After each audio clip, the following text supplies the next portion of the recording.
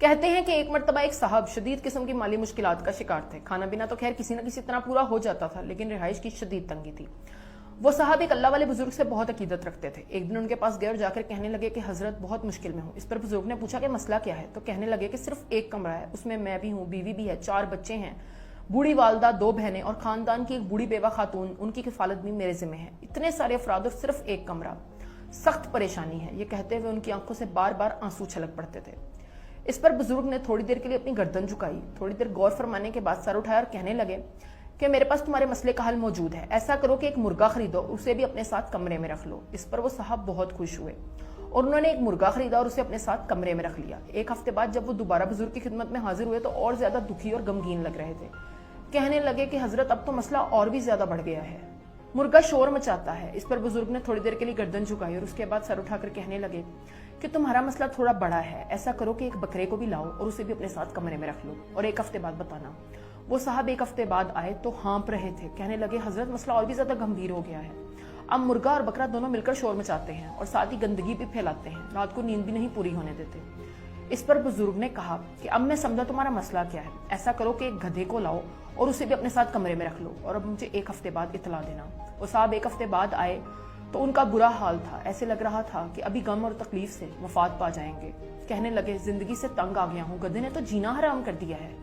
بزرگ نے کہا اچھا ایسا کرو اب مرغا نکال دو اور 1 ہفتے بعد مجھے اطلاع دینا. وہ صاحب اب 1 ہفتے بعد آئے تو کہنے لگے کہ حالات میں کچھ بہتری ہے. بزرگ نے کہا ایسا کرو اب بکرا بھی نکال دو اور 1 ہفتے بعد مجھے پھر سے بتانا.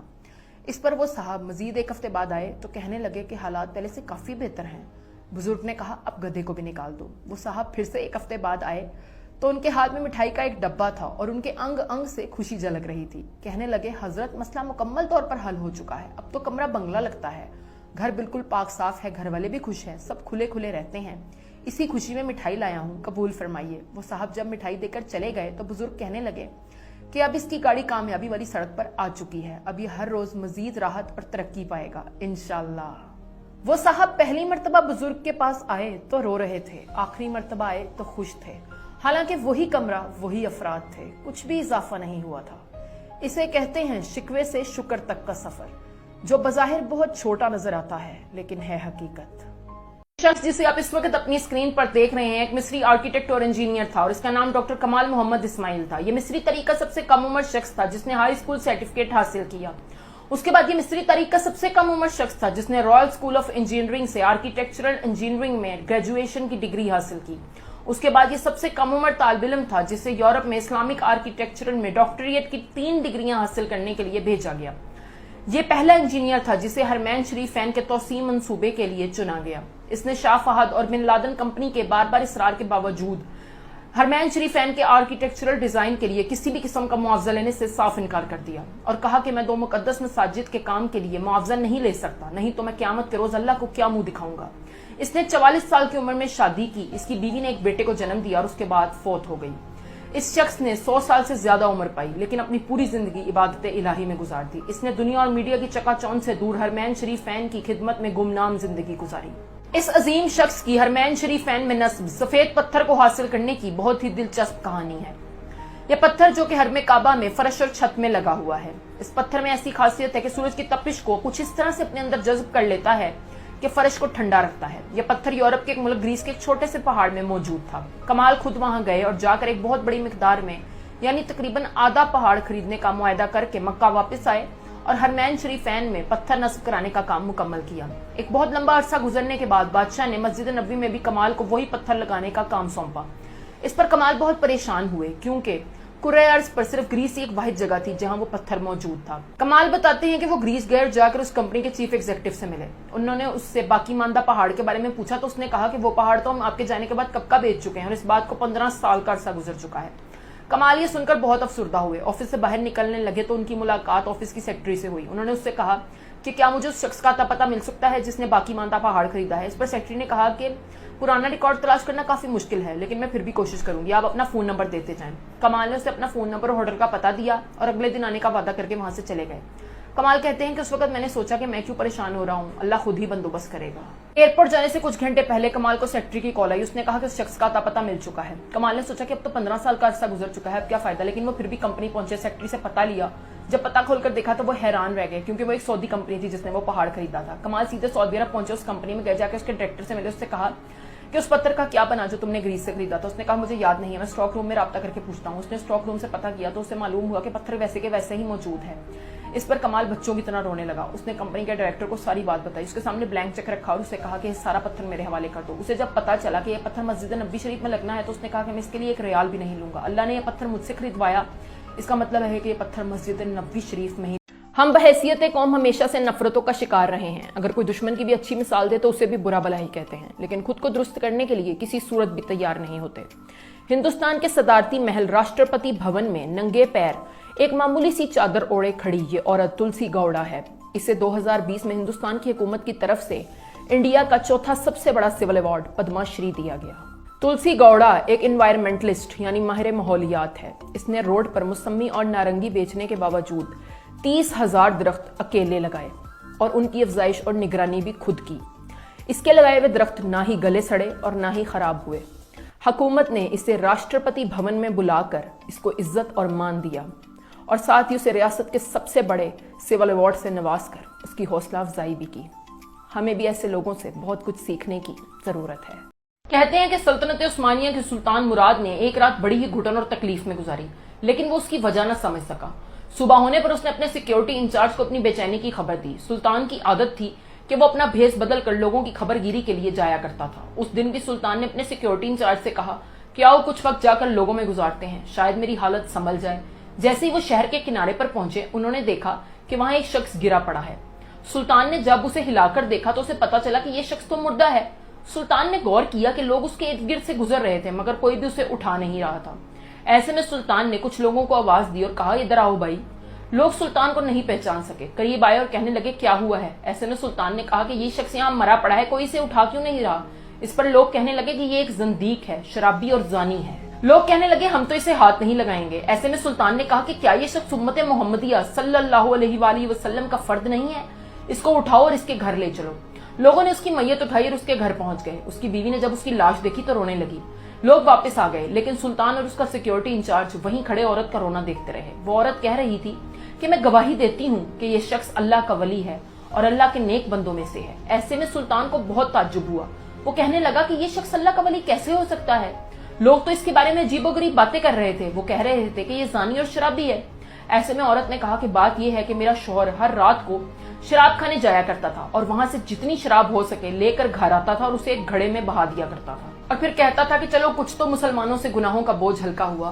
اس کے بعد وہ ایک طوائف کے پاس جاتا تھا، اس کو ایک رات کی اجرت دے کر کہتا تھا کہ اپنا دروازہ بند کر لے تاکہ آج رات تیرے پاس کوئی بھی نہ آ سکے، اور پھر واپس آ کر کہتا تھا کہ الحمدللہ آج میں نے ایک عورت اور نوجوان مسلمان کو گناہوں سے بچا لیا۔ اس کی بیوی کہنے لگی کہ لوگ اسے شراب کھانے اور طوائفوں کے پاس آتا جاتا دیکھتے تھے۔ میں اسے کہا کرتی تھی کہ جب تو مرے گا تو نہ تو کوئی تجھے غسل دے گا اور نہ ہی کوئی تیرا جنازہ پڑھائے گا اور نہ ہی کوئی تجھے دفنائے گا۔ اس پر وہ مجھے کہا کرتا تھا کہ گھبرا مت، تو دیکھے گی کہ میرا جنازہ وقت کا بادشاہ، علماء اور اولیاء خود پڑھیں گے۔ یہ سن کر سلطان رو پڑا اور کہنے لگا کہ میں سلطان مراد ہوں، ہم کل اس شخص کو غسل دیں گے اور اس کا جنازہ بھی پڑھائیں گے۔ چنانچہ بادشاہ، علماء، اولیاء اور عوام کی کثیر تعداد نے اس کا جنازہ پڑھا۔ کہتے ہیں کہ ایک مرتبہ ایک رینج روور والے نے اپنی گاڑی کسائی کی دکان کے سامنے روکی اور اسے 1 کلو گوشت کا آرڈر دیا۔ اسی دوران وہاں 1980 ماڈل کا ڈالا لیے ایک شخص آیا اور اس نے کسائی کو 5 کلو گوشت، 3 کلو کلیجی اور 2 دیسی مرغیوں کا آرڈر دیا۔ رینج روور والا اس ڈالے والے کے جانے کا انتظار کرنے لگا۔ جیسے ہی وہ ڈالے والا چلا گیا اس نے کسائی سے پوچھا کہ یہ شخص کیا کام کرتا ہے اور یہ کون ہے؟ اس پر کسائی نے کہا کہ یہ بندہ کوئی کام نہیں کرتا، اس نے 3 مالدار بیواؤں سے شادی کر رکھی ہے اور ان کے شوہر بہت زیادہ مال چھوڑ کر فوت ہوئے ہیں۔ رینج روور والے نے یہ سننے کے بعد اپنا آرڈر بڑھا دیا۔ اب اس کا آرڈر تھا 10 کلو گوشت، 7 کلو قیمہ اور 5 کلو کلیجی۔ جب وہ یہ سارا آرڈر لے کر اپنے گھر پہنچا تو اس کی بیوی نے کہا کہ اتنا سب کچھ اٹھا لائے ہو، کس کی دعوت کرنی ہے؟ اس پر رینج روور والے نے جواب دیا کہ میں نے کسی کی دعوت نہیں کرنی، بس میں اپنے مال کو انجوائے کرنا چاہتا ہوں اس سے پہلے کہ کوئی ڈالے والا آ جائے۔ اگر آپ مجھ سے پوچھیں کہ کامیاب زندگی کیا ہے تو میں آپ سے کہوں گی کہ میں نے زندگی اس طرح سے گزاری کہ انسانیت سے محبت کی اور لوگوں کو عزت دی، پھر اس کے بدلے میں لوگوں نے بھی مجھے بہت محبت اور عزت دی۔ اس لیے زندگی صرف وہی ہے جس میں آپ رشتوں کو کامیابی اور محبت کے ساتھ نبھا سکیں، کیونکہ محبت کے بغیر زندگی بالکل تباہ کن۔ پیسے کے مختلف نام ہیں۔ عبادت گاہ کے لیے دیا جائے تو چندہ، مزار کے لیے دیا جائے تو نذرانہ، اسکول میں دیا جائے تو فیس، خریداری کے وقت دیا جائے تو قیمت، بیٹی کو شادی میں دیا جائے تو جہیز، دولہے کو ولیمے پر دیا جائے تو نیوتا یا سلامی، کسی کام یا مشقت کے بعد دیا جائے تو مزدوری، بینک میں رکھا جائے تو کیش، موبائل میں ڈلوایا جائے تو بیلنس، معاہدے کے وقت دیا جائے تو بیانہ، عید سے پہلے دیا جائے تو فطرانہ، عید والے دن دیا جائے تو عیدی، بچوں کو دیا جائے تو جیب خرچ، غریب کو دیا جائے تو صدقہ اور خیرات، فقیر کو دیا جائے تو بھیک، امیر کو دیا جائے تو ہدیہ، دوست کو دیا جائے تو تحفہ، حکومت کو دیا جائے تو ٹیکس، عدالت کو دیا جائے تو جرمانہ، نوکری کے عوض ملے تو تنخواہ، ریٹائرمنٹ کے بعد ملے تو پینشن، بینک سے لیا جائے تو سودی قرضہ، ویٹر کو دیا جائے تو ٹپ، کسی غلط کام کے لیے لیا جائے یا دیا جائے تو رشوت، اغوا کاروں کو دیا جائے تو تاوان، بدماشوں کو دیا جائے تو بھتہ، شوہر بیوی کو دے تو نان نفقہ، اور موت کے بعد بانٹا جائے تو پیسہ وراثت کہلاتا ہے۔ اب آپ اردو ادب کے مشہور لکھاری سعادت حسن منٹو لکھتے ہیں کہ شیطان اتنا بڑا گستاخ تھا کہ اس نے سیدھا ہی اللہ تعالیٰ سے کہہ دیا کہ میں نہیں کرتا سجدہ، اور مردود ہو گیا۔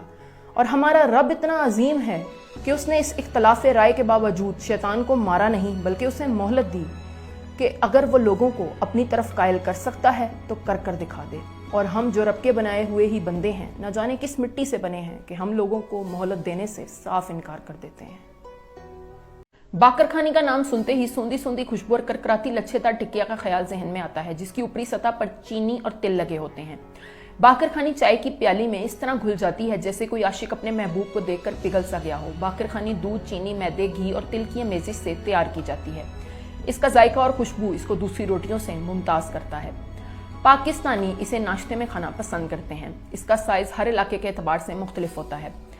کراچی میں اس کا سائز ایک بسکٹ کے برابر ہوتا ہے، جبکہ پنجاب اور KPK میں یہ نان کے سائز کے برابر ہوتی ہے۔ کیا آپ جانتے ہیں کہ باقر خانی کے نام کے پیچھے محبت کی ایک ادھوری داستان چھپی ہے؟ جی ہاں، آپ نے بالکل صحیح سنا۔ آغا باقر نواب سراج الدولہ کی فوج کے ایک جرنیل تھے اور شاہی رقاصہ خانی بیگم کی محبت میں گرفتار تھے، لیکن نواب سراج الدولہ کے ایک اور افسر زین الخان بھی خانی بیگم کو پسند کرتے تھے، لیکن خانی بیگم کی نظر کرم آغا باقر پر تھی۔ وہ زین الخان کو پسند نہیں کرتی تھی۔ بدلہ لینے کے لیے زین الخان نے خانی بیگم کو اغوا کروا لیا، لیکن آغا باقر نے اپنی کوششوں سے زینی بیگم کو آزاد کروا لیا۔ ایسے میں زین الخان روپوش ہو گیا اور پورے علاقے میں یہ افواہ پھیل گئی کہ آغا باقر نے زین الخان کو قتل کروا دیا ہے۔ افواہوں کے نتیجے میں نواب سراج الدولہ نے آغا باقر کو شیر کے سامنے ڈلوا دیا۔ آغا باقر نے شیر کو مار دیا اور وہاں سے فرار ہو گئے۔ موقع سے فائدہ اٹھا کر زین الخان نے ایک مرتبہ پھر خانی بیگم کو اغوا کیا اور اسے قتل کر دیا۔ بنگال کے نان بھائیوں نے آغا باقر اور خانی بیگم کی محبت کی یادگار کے طور پر روٹی کو باقر خانی کا نام دیا، اور اس طرح یہ بنگال سے نکل کر پورے ہندوستان میں محبت کی یادگار کے طور پر مشہور ہو گئی، اور آج بھی لوگ اسے باقر خانی کے نام سے یاد کرتے ہیں۔ ایک مرتبہ ایک بہت بڑے بحری جہاز کو آگ لگ گئی۔ اس میں سے صرف ایک شخص بچا۔ وہ تیرتا ہوا کنارے پر پہنچ گیا۔ کچھ دن تک وہ شخص ساحل پر بھوکا پیاسا پڑا رہا۔ وہ ایک عجیب سے جزیرے پر اکیلا رہ گیا تھا۔ اس نے جنگل سے لکڑیاں، جھاڑیاں اور تنکے اکٹھے کیے اور اپنے لیے ایک چھت بنا لی۔ وہ کافی دن تک اسی جزیرے پر صبر کرتا رہا، تھوڑے بہت پھل کھا کر گزارا کر لیتا تھا۔ ایک دن وہ جنگل سے پھل لا رہا تھا کہ اس نے دیکھا کہ اس کی جھونپڑی کو آگ لگ چکی ہے۔ وہ بہت دل برداشتہ ہوا۔ اس نے سوچا کہ اے اللہ، یہ میرے ساتھ کیا ہو رہا ہے؟ وہ رونے لگا اور روتے روتے سو گیا۔ جب اس کی آنکھ کھلی تو اس نے دیکھا کہ ساحل پر ایک بہت بڑا بحری جہاز کھڑا ہے۔ وہ بھاگتا ہوا اس جہاز کی طرف گیا۔ اس شخص نے بحری جہاز والوں سے مدد مانگی۔ ان لوگوں نے فوراً اسے اپنے جہاز میں بٹھا لیا۔ اس نے بحری جہاز میں بیٹھنے کے بعد ان لوگوں سے پوچھا کہ تم لوگ یہاں کیسے پہنچے؟ اس پر ان لوگوں نے جواب دیا کہ ہم نے جزیرے سے دھواں اٹھتا ہوا دیکھ لیا تھا، تو ہم سمجھ گئے کہ کسی نہ کسی کو ہماری مدد کی ضرورت ہے۔ اس پر اس شخص نے دل ہی دل میں اپنے رب کا شکریہ ادا کیا کہ اس کا گھر جل گیا، کیونکہ اس میں اسی کی بھلائی پوشیدہ تھی۔ اس لیے کبھی بھی زندگی میں اگر آپ کے ساتھ کچھ برا ہو تو پریشان مت ہو سکتا ہے اس میں آپ کی بھلائی کا عنصر پوشیدہ ہو، بلکہ اپنا یقین پختہ رکھیں، کیونکہ یہ بہت ضروری ہے۔ آپ لوگوں نے کچھوے اور خرگوش والی کہانی یقیناً سنی ہی ہوگی، لیکن اس کہانی میں خرگوش کے ہارنے کے بعد کیا ہوا یہ آج میں آپ کو بتاؤں گی۔ خرگوش کے کچھوے سے ہارنے کے بعد وہ بہت شرمندہ ہوا۔ اپنی اس شرمندگی اور خفت کو مٹانے کے لیے اس نے دوبارہ سے کچھوے کو ریس کا چیلنج کر دیا، جسے کچھوے نے قبول کر لیا۔ لیکن اس مرتبہ خرگوش بغیر آرام کیے مسلسل اور تیز بھاگتا رہا، اس لیے جلد ہی وہ ریس جیت گیا۔ کہانی کے اس حصے کا نتیجہ یہ نکلتا ہے کہ مسلسل اور تیز رفتاری سے کیا گیا کام آہستہ کیے ہوئے کام سے زیادہ بہتر ہوتا ہے۔ अब कहानी का दूसरा हिस्सा शुरू करते हैं। अब जब कछुआ हार गया तो वो अपनी हार का सोच सोचकर हलकान होता रहा। वो यही सोचता रहा कि अगर उसमें कुछ कमी भी है और कुछ सलाहियतें नदारद हैं तो इसका मतलब ये तो नहीं कि वो हारी भी जिंदगी गुजार दे। वो दोबारा खरगोश के पास गया और उसे तीसरी मर्तबा रेस का चैलेंज दिया।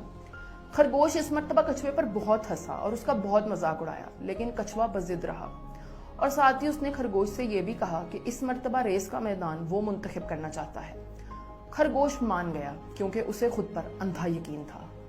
अब की बार भी खरगोश भागता और छलांगे लगाता हुआ अपनी मंजिल की तरफ गामजन रहा, लेकिन कुछ दूर जाकर ही उसे रुकना पड़ा क्योंकि उसके सामने एक नदी थी जिसे वो पार नहीं कर सकता था। वो भी अपनी सोचों में ही गुम था कि उसके पीछे से कछुआ रेंगता हुआ आया, नदी पार की और अपनी मंजिल पर पहुंच गया और इस तरह फातेह करार पाया। अब कहानी के इस दूसरे और आखिरी हिस्से का नतीजा ये निकलता है कि अगर आप में किसी सलाहियत या खूबी की कमी है तो इसका मतलब ये हरगिज नहीं कि आप अपने हाथ पर हाथ धर के बैठे रहें, बल्कि अपनी सलाहियतों और खूबियों के मुताबिक मैदान तलाश करें और रेस लगाएं, क्योंकि जीत आपकी मुंतज़िर है। खून के रिश्तों में भी मैंने कुछ ऐसे बेशर्म लोग देखे हैं जो अपनों से तो जलन, हसद और मुनाफकत करते हैं, जबकि गैरों की गुलामी करने में फख्र महसूस करते हैं। कहते हैं कि एक मर्तबा एक बादशाह के दरबार में एक गाना गाने वाला आया। उसने इतना अच्छा गाना गाया कि बादशाह ने अपने वजीर से कहा कि इसे हीरे दो। वो और अच्छा गाने लगा तो बादशाह ने कहा इसे मोती दो। वो और ज्यादा सुर लगाने लगा तो बादशाह ने कहा इसे अशरफियां दो। वो और भी ज्यादा अच्छा गाने लगा तो उसके बाद बादशाह ने अपने वजीर से कहा कि इसे सोना, चांदी और जागीर भी दे दो। गाने गाने वाला ये सुनकर बहुत खुश हुआ। वो बादशाह के दरबार से जब अपने घर वापस गया तो उसने अपनी बीवी को कहा कि बादशाह ने खुश होकर उसे सोना, चांदी और जागीर देने का ऐलान कर दिया है। उसकी बीवी बहुत खुश हुई, बच्चे भी बहुत खुश हुए। एक दिन गुजर गया, 2 दिन गुजर गए, 3 दिन गुजर गए, हत्ता कि बहुत ज्यादा दिन गुजर गए, लेकिन उसे एक अशरफी तक ना मिली। वो कुछ दिन बाद बादशाह के दरबार में दोबारा हाजिर हुआ और कहने लगा, बादशाह सलामत, मैंने बहुत अच्छा गाना गाया था। आपने खुश होकर मुझे सोना, चांदी, अशरफियां, मोती, हीरे और जागीर देने का ऐलान किया था, लेकिन अभी तक मुझे एक अशरफी भी नहीं मिली। ये सुनकर बादशाह मुस्कुराया और कहने लगा कि लेने देने की बात कहां से आ गई? तूने मेरे कानों को खुश किया, मैंने तेरे कानों को खुश किया। यूट्यूब चैनल है, इसे जाके विजिट करें और सब्सक्राइब करें और लाइक करें और शेयर करें।